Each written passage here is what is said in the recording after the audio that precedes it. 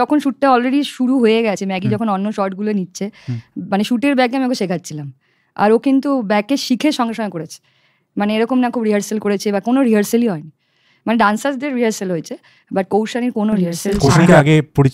হ্যাঁ, আমি award show করেছি ওর সঙ্গে আগে, বাট তখন আমি অনেক ছোট ছিলাম, মানে অনেক আগে, মানে যখন মির্চি মিউজিক অ্যাওয়ার্ড কলকাতায় হয়। কৌশানী কি ট্রেন ডান্সার আগে থেকে? হ্যাঁ হ্যাঁ, ভালো ডান্স করে।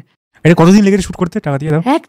একদিনও হাফ, মানে পুরো টাইম 12 ঘন্টাও নেয়নি ম্যাগি, আর আমরা 12 ঘন্টাও লাগেনি। So good. মানে আমরা হোমওয়ার্কটা খুব দরকার, হোমওয়ার্কটা আমাদের আগে থেকে করা ছিল।